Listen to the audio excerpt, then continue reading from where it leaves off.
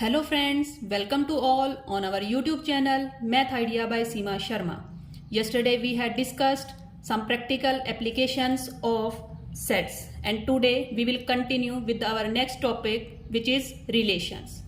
So what do you mean by relation? First of all, a relation R from a non-empty set A to another non-empty set B is a subset of A cross B. That means जो आपका relation होगा वो क्या होगा, एक subset होगा. Subset किसका होगा? ए कार्टेशियन प्रोडक्ट बी का सबसेट जो है वो रिलेशन होगा. एग्जाम्पल से इसको डिस्कस करते हैं. जैसे हमारे पास एक सेट ए है जिसमें हमारे पास 3 एलिमेंट्स हैं 1, 2, 4. एक बी सेट है हमारे पास जिसमें एलिमेंट हैं 4, 6. अब सबसे पहले हम फाइंड आउट करते हैं कि ए क्रॉस बी हमने कैसे फाइंड करना है. ए कार्टेशियन प्रोडक्ट बी कैसे फाइंड आउट करेंगे?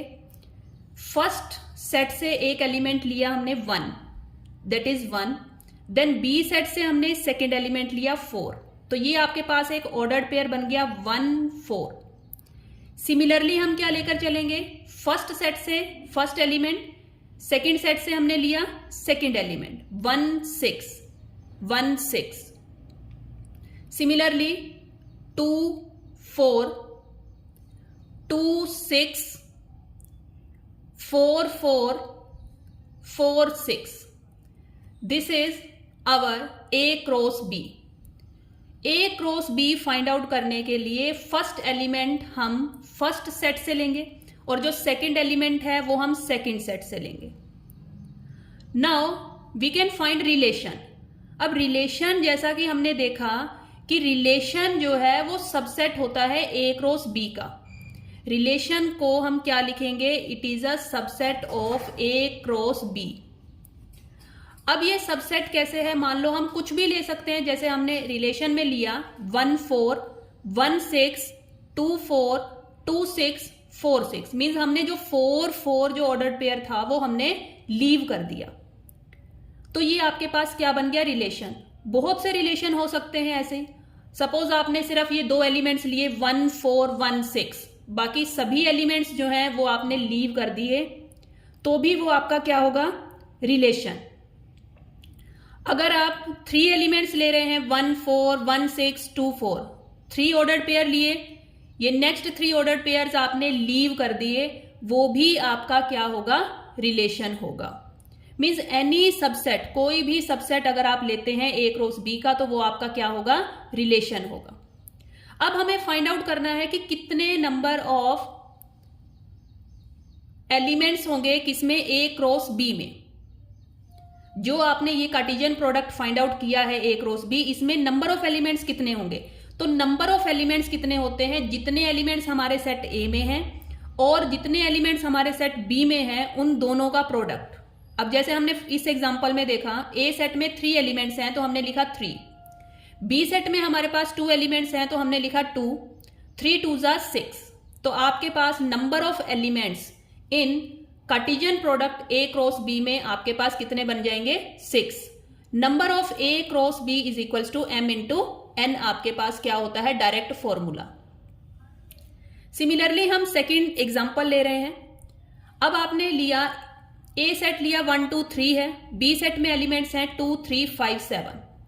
अब हमने एक रिलेशन बनाया. देखो रिलेशन कैसे बनाया? 2, 3. Yes, it is correct. 2 element हमने फर्स्ट सेट से लिया, 3 एलिमेंट हमने सेकेंड सेट से लिया. नेक्स्ट हमने ऑर्डर्ड पेयर बनाया 3 हमने फर्स्ट सेट से लिया और जो 5 है वो हमने सेकेंड सेट से लिया. It's okay, it's right. But third element जब हम ले रहे हैं, थर्ड ऑर्डर्ड पेयर लिया, वो हमने लिया 5 और 7. अब आपने देखा जो 5 है वो तो फर्स्ट सेट में है ही नहीं. अगर फर्स्ट सेट में 5 नहीं है, दोनों के दोनों एलिमेंट्स हमने बी सेट से लिए हैं, then it is not a relation. ये हमारा रिलेशन नहीं बनेगा. बिकॉज रिलेशन के लिए कंडीशन यही है कि वो सबसेट होना चाहिए किसका? ए क्रॉस बी का. और ए क्रॉस बी में वही एलिमेंट्स आते हैं जिसमें हम फर्स्ट एलिमेंट जो है वो फर्स्ट सेट से लेते हैं, सेकंड एलिमेंट जो है वो सेकंड सेट से लेते हैं. Therefore it is not a relation. ये रिलेशन नहीं बनेगा. नेक्स्ट आता है आपके पास टोटल नंबर ऑफ रिलेशंस. जैसे हमने सेट्स में total number of subsets study किए थे, उसी टाइप से अब हमें यह भी पता होना चाहिए कि टोटल नंबर ऑफ रिलेशंस कितने बनेंगे। हमने दो सेट कंसीडर किए, ए एंड बी। ए में आपके पास एलिमेंट्स हैं पी, बी में आपके पास एलिमेंट्स हैं क्यू। तो total number of elements in A cross B, तो ये तो हम ऊपर कर चुके हैं कि total number of elements m into N रहेंगे, इसमें हमने लिख दिया p इंटू क्यू रहेंगे। Now next is total number of subsets of A cross B. Total number of subsets, जैसे हम सेट्स में पढ़ते थे, सेट्स में हमारे पास जस्ट एक सिंगल सेट होता था, ऑर्डर्ड पेयर नहीं बनते थे, तो वहां पर हम लिखते थे 2 की पावर n। लेकिन अब इसमें हमारे पास टोटल नंबर ऑफ सबसेट्स, दो सेट्स कंसीडर हो रहे हैं ए एंड बी, तो इसमें आ जाएगा आपके पास 2 raise to power P Q. Just difference is only that कि सेट्स में हम एक सिंगल सेट लेकर चलते थे और यहां पर ऑर्डर्ड पेयर एग्जिस्ट करते हैं। जैसे आपने देखा रिलेशन में ऑर्डर्ड पेयर्स जो हैं वो एग्जिस्ट करते हैं, तो आपके पास 2 raise to power P Q, P is the elements in A set and Q is the elements in B set. Next है total number of relations from A to B. तो जो हमारे टोटल नंबर ऑफ सबसेट्स आए, total number of relations भी वही होंगे, because हमने क्या कहा है कि जो रिलेशन होता है वो सबसेट ही तो होता है, ए क्रॉस बी का वो सबसेट ही होगा। तो टोटल नंबर ऑफ सबसेट्स हो चाहे टोटल नंबर ऑफ रिलेशंस हो, तो ये आपके पास क्या आ जाएगा 2 raise to power P Q. Now next is empty relation. Empty relation का क्या मीन्स है 5, एंड यूनिवर्सल रिलेशन क्या होगा ए क्रॉस बी। अगर हमने ए क्रॉस बी को कंप्लीट एज अ रिलेशन माना है तो वो आपके पास क्या हो जाएगा यूनिवर्सल रिलेशन। जो एम्प्टी रिलेशन है, जो यूनिवर्सल रिलेशन है, इन दोनों को हम बोलते हैं ट्रिवियल रिलेशन, और जो बाकी के अदर रिलेशन बनते हैं as a subset of A cross B, तो उनको हम बोलते हैं नॉन ट्रिवियल रिलेशन। एग्जाम्पल ली हमने, ए सेट में हमारे पास एलिमेंट्स हैं 1, 2, बी सेट में हमारे पास एलिमेंट है 3, 4, 5। नंबर ऑफ रिलेशन कितने बनेंगे हमारे पास 2 raise to power P Q, P is the number of elements in A set, Q is the number of elements in B set, so 2 raise to power 6 which is equals to 64. So these are the number of relations. Next is types of relations. अब types of relations क्या हैं? different types हैं. First is empty relation. इसको हम null relation भी बोलते हैं, void relation भी बोलते हैं. For example, A सेट में एलिमेंट्स हैं 2, 4, 6, B सेट में एलिमेंट है 7, 11. रिलेशन हमने डिफाइन किया किस टाइप का relation, A comma B, such that A belongs to A, कि जो फर्स्ट एलिमेंट है वो ए से बिलोंग करेगा, जो सेकंड एलिमेंट है वो बी से बिलोंग करेगा, and A minus B is even. अब आप देख रहे हैं ए माइनस बी कभी इवन हो सकता है? अगर हम 2 - 7 करेंगे, 2 - 7 इट इज इक्वल्स टू -5, नहीं आया हमारे पास इवन। 4 - 11 करेंगे तो आपके पास क्या आएगा -7, तो ये भी आपके पास क्या हुआ इवन नहीं आया। 6 - 11 करेंगे तो भी आपके पास क्या आएगा -5। दैट मीन्स ये कंडीशन कहीं पर भी फॉलो नहीं हो रही, तो जो हमारा रिलेशन बनेगा वो एक एम्प्टी रिलेशन बनेगा। नेक्स्ट है यूनिवर्सल रिलेशन। एग्जाम्पल लिया, ए सेट में एलिमेंट है 1, 2, बी सेट में एलिमेंट है 1, 3। अब हमने रिलेशन बनाया, देखिए रिलेशन कैसे बनेगा, 1, 1, 1, 3, 2, 1, 2, 3, सभी एलिमेंट्स हमने ए एंड बी के यूज किए हैं। और नंबर ऑफ रिलेशंस कितने बने हैं हमारे पास 2 रेज टू पावर, इसमें हमारे पास 2 एलिमेंट्स थे और इसमें भी हमारे पास 2 एलिमेंट्स हैं। 2 raise to power 4, that means 16 relations बन सकते थे इन दोनों सेट से। लेकिन ये वाला जो हमारा रिलेशन है, ये हमारा कौन सा रिलेशन है, ए क्रॉस बी के इक्वल है। This relation is equals to A cross B, that's why it is known as universal relation. Next आ जाता है आपके पास आइडेंटिटी रिलेशन। आइडेंटिटी रिलेशन क्या होता है, A comma A means same elements होने चाहिए for all A belongs to capital A, means जो सारे के सारे सेट ए से बिलोंग करते हों। जैसे हमने रिलेशन बनाया 1 1 2 2 3 3। आइडेंटिटी रिलेशन की कंडीशन ये है कि इन एलिमेंट्स, इन ऑर्डर्ड पेयर्स के अलावा कोई भी हमारा एक्स्ट्रा ऑर्डर पेयर नहीं आना चाहिए।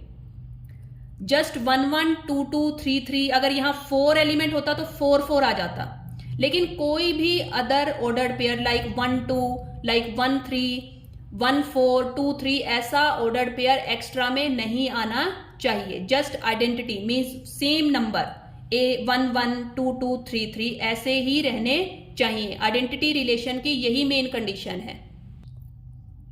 Now next is reflexive relation. अब आप देख रहे हैं रिफ्लेक्सिव रिलेशन। रिफ्लेक्सिव रिलेशन के लिए भी कंडीशन यही है कि ए आर ए होना चाहिए for all A belongs to A, but इसमें आपके पास एक्स्ट्रा ऑर्डर्ड पेयर आ सकते हैं। आइडेंटिटी रिलेशन में एक्स्ट्रा ऑर्डर्ड पेयर नहीं आने चाहिए थे, रिफ्लेक्सिव रिलेशन में एक्स्ट्रा ऑर्डर्ड पेयर आ सकते हैं और नहीं भी आ सकते।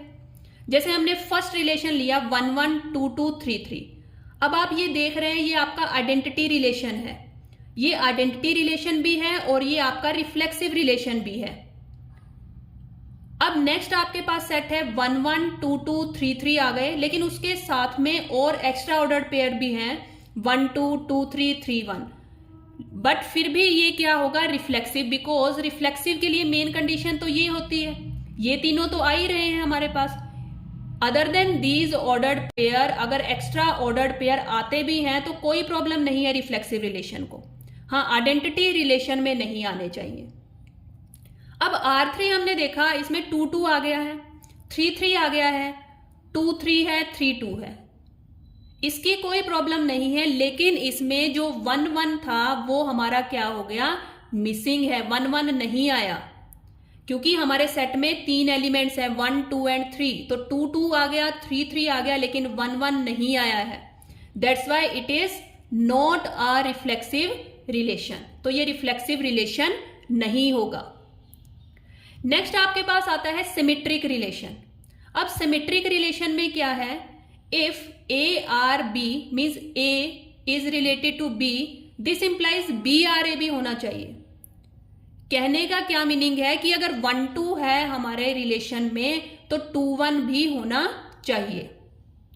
अब देखो ए सेट हमने लिया 1 2 एंड 3, R1 रिलेशन लिया हमने 1 2 2 1, yes it is symmetric relation. क्यों है ये सिमेट्रिक, बिकॉज 1 2 है तो 2 1 भी प्रेजेंट है।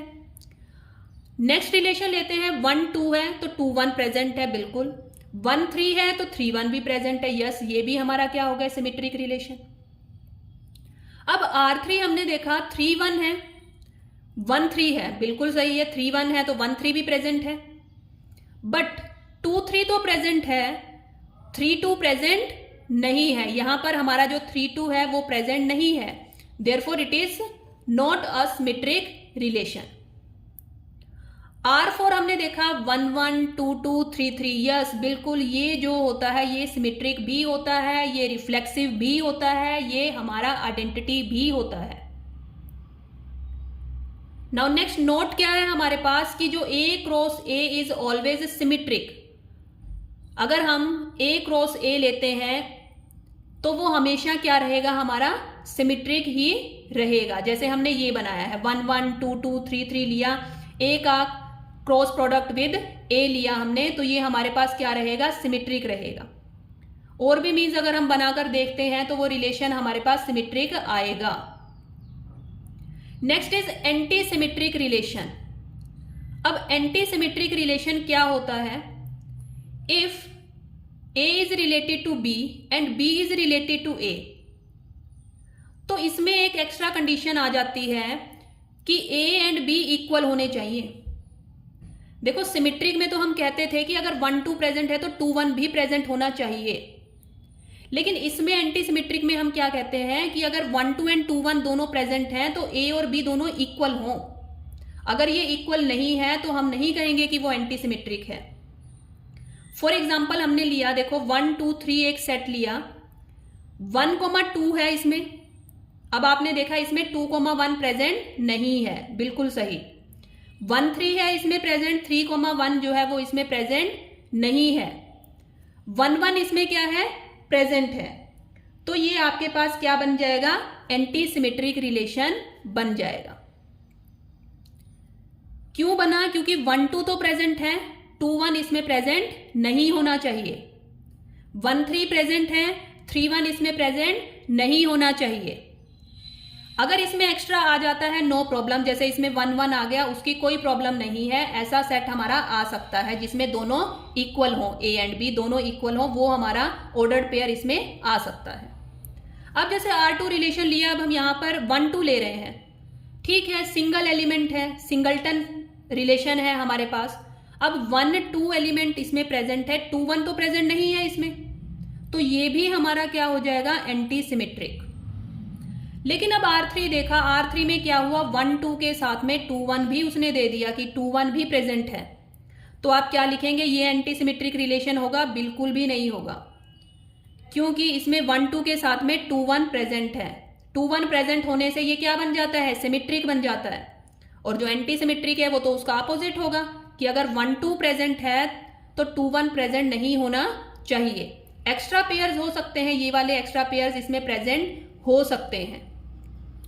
A relation can be symmetric and anti symmetric both. कौन सा रिलेशन है जो सिमेट्रिक भी हो जाए और एंटी सिमेट्रिक भी हो जाए, तो ये वाला हमारा रिलेशन होता है जिसमें अगर हमने ए सेट लिया, A B and C, A B B C C ले रहे हैं, वहीं से सेम एलिमेंट्स ले रहे हैं, तो ये वाला जो सेट है, ये वाला जो रिलेशन है हमारे पास, ये सिमेट्रिक भी हो जाएगा और एंटी सिमेट्रिक भी हो जाएगा।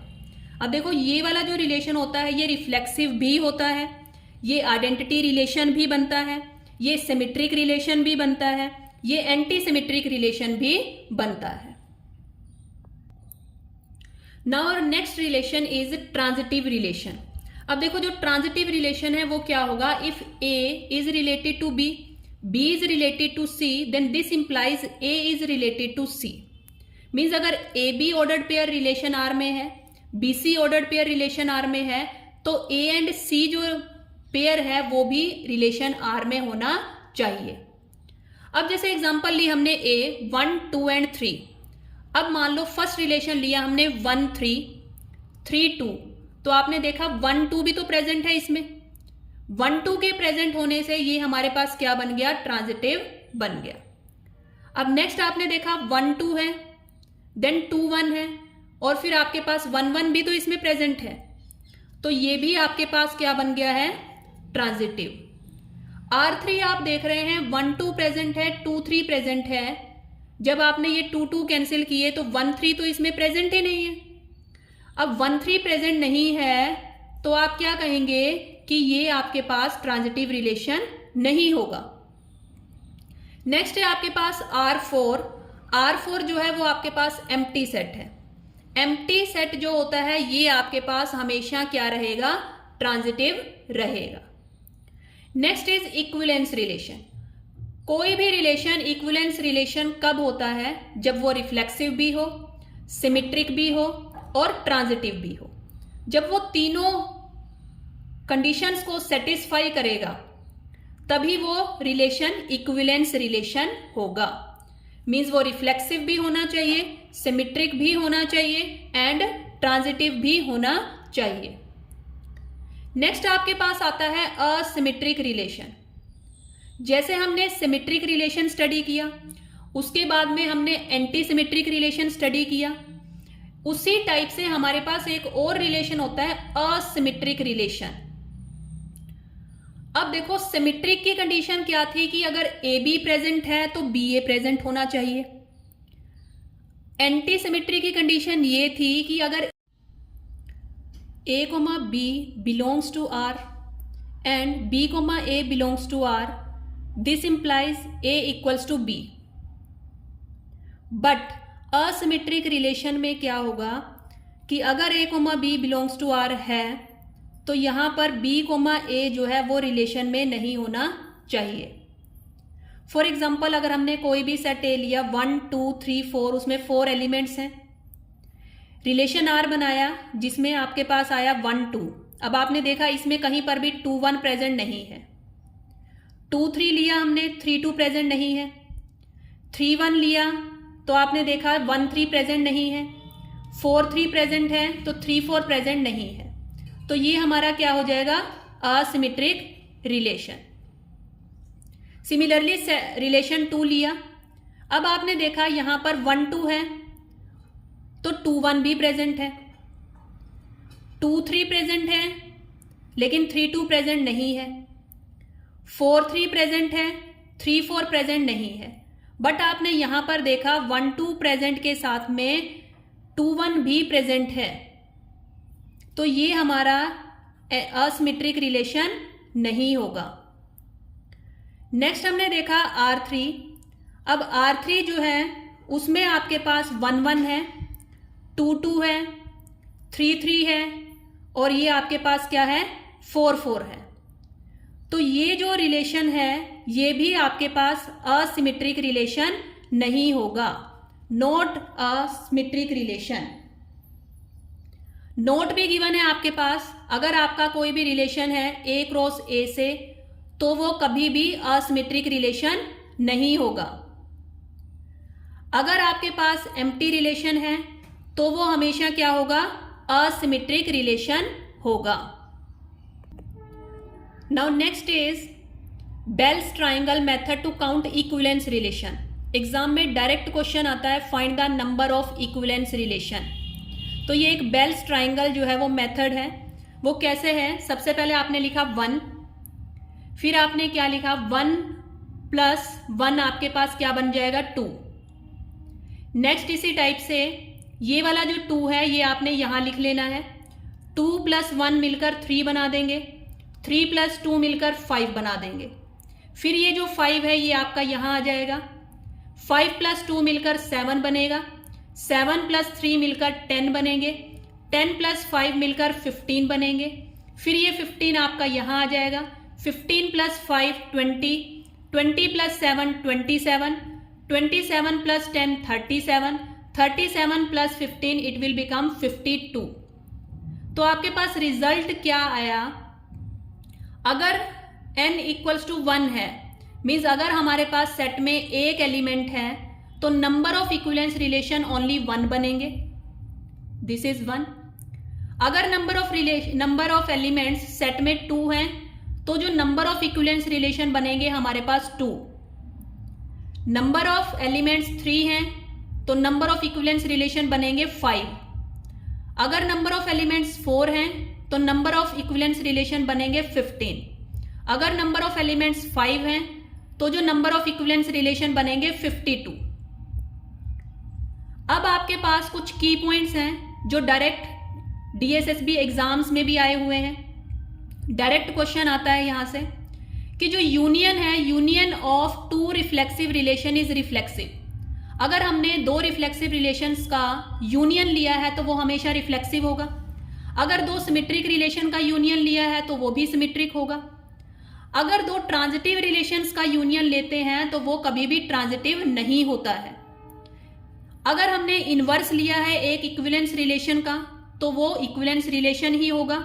अगर इंटरसेक्शन लिया है 2 इक्विवेलेंस रिलेशन का तो भी वो इक्विवेलेंस रिलेशन ही होगा। अगर हमने यूनियन लिया है 2 इक्विवेलेंस रिलेशन का तो वो जरूरी नहीं है कि वो इक्विवेलेंस रिलेशन आए। तो ये कुछ की पॉइंट्स हैं जो आपके डायरेक्ट एग्जाम में पूछे जाते हैं। नाउ नेक्स्ट पॉइंट है आपके पास, the identity relation is always reflexive relation. की जो आइडेंटिटी रिलेशन होगा, आइडेंटिटी रिलेशन में क्या थे, जैसे 1 1 2 2 3 3, तो आइडेंटिटी रिलेशन हमेशा रिफ्लेक्सिव रिलेशन बनेगा। बट जो रिफ्लेक्सिव रिलेशन है वो जरूरी नहीं है कि वो आइडेंटिटी रिलेशन बने, बिकॉज रिफ्लेक्सिव रिलेशन में एक्स्ट्रा ऑर्डर्ड पेयर्स भी प्रेजेंट होते हैं। नेक्स्ट आपके पास डायरेक्ट फॉर्मूलाज हैं। Number of reflexive relations, number of reflexive relation find out करने के लिए डायरेक्ट फॉर्मूला है 2n² minus n। Number of symmetric relations find out करने के लिए डायरेक्ट फॉर्मूला है 2n into n plus 1/2। n is the number of elements present in a set। Number of symmetric and reflexive relation, ये आपके पास आएगा 2 raise to power n n minus 1/2। Number of anti symmetric relation, number of anti symmetric relation क्या आएगा 2 raise to power n into 3 raise to power n n minus 1/2। अब आपने देखा कि यहां पर number of transitive relation find out करने के लिए कोई भी फॉर्मूला नहीं है हमारे पास, तो ये हमें रिमेंबर रखना पड़ेगा कि अगर number of elements in A set 1 है then number of transitive relations कितने हो जाएंगे 2। अगर number of elements in a set A 2 हैं तो नंबर ऑफ ट्रांजिटिव रिलेशन आएंगे आपके पास 13। तो ये हम डायरेक्ट रिमेंबर रख सकते हैं इसको। नेक्स्ट आपके पास एक क्वेश्चन है, ए सेट में एलिमेंट्स हैं 1 2 3 और रिलेशन गिवन है आपको 1 1 2 2 3 3। हमें ये चेक करना है कि ये जो रिलेशन है ये इक्विवेलेंस रिलेशन है या नहीं। इक्विवेलेंस रिलेशन चेक करने के लिए हम सबसे पहले चेक करते हैं रिफ्लेक्सिव है या नहीं। रिफ्लेक्सिव चेक करने के लिए रिफ्लेक्सिव की कंडीशन क्या थी कि आपके पास ए जो एलिमेंट्स हैं वो बिलोंग करते हुए होने चाहिए रिलेशन से। तो हमने देखा 1 1 2 2 3 3 ये सभी हैं, तो ये हमारा रिलेशन क्या हो गया रिफ्लेक्सिव। दूसरा हम चेक करते हैं सिमेट्रिक। अब सिमेट्रिक की कंडीशन क्या होती है कि अगर a, b बिलोंग कर रहा है r से तो b, a भी बिलोंग करता हुआ होना चाहिए r से। अब इसमें हमने देखा कि 1 1 है 2 2 है 3 3 है, तो इसमें तो कुछ ऐसी कंडीशन है ही नहीं, तो ये सिमेट्रिक भी हो जाएगा। नेक्स्ट हमने चेक करना है ट्रांजिटिव। अब ट्रांजिटिव के केस में क्या होता था कि अगर a, b बिलोंग कर रहा है r से और b, c बिलोंग कर रहा है r से, तो हमारा a, c भी बिलोंग करता हुआ होना चाहिए r से। बट अब इसमें तो हमारे पास सारे एलिमेंट्स क्या हैं सेम 1 1 2 2 3 3, तो इसमें हम ऐसे चेक नहीं कर सकते। और अगर देखेंगे तो ये हमारा जो रिलेशन है ये ट्रांजिटिव भी होता है। ये हमारे पास जैसे हमने पहले भी किया था कि अगर इस टाइप का रिलेशन आपको गिवन है तो ये आइडेंटिटी रिलेशन भी होगा, ये रिफ्लेक्सिव रिलेशन भी होगा, ये सिमेट्रिक रिलेशन भी होगा और ये ट्रांजिटिव रिलेशन भी होगा। तो देयरफॉर तीनों कंडीशंस हमारी सेटिस्फाई होगी, बिकॉज इक्विवेलेंस रिलेशन को प्रूव करने के लिए हमें मेनली ये 3 कंडीशंस को देखना होता है, रिफ्लेक्सिव, सिमेट्रिक, ट्रांजिटिव। अब ये तीनों कंडीशंस सेटिस्फाई हो गई हैं, देयरफॉर हम क्या कह देंगे it is an equivalence relation, कि ये हमारे पास क्या बन गया है एक इक्विवेलेंस रिलेशन जो है वो बन चुका है। अगर फ्रेंड्स आपको ये वीडियो अच्छी लगी हो तो please like share and subscribe करिए। और अगर आप चाहते हैं कि आपको ये हैंड रिटन नोट्स आपको PDF की फॉर्म में मिले तो आप मेरे टेलीग्राम चैनल से जुड़ सकते हैं। टेलीग्राम चैनल का नेम है मैथ आइडिया बाय सीमा शर्मा। आपको बहुत बेनिफिट होगा। Thank you friends.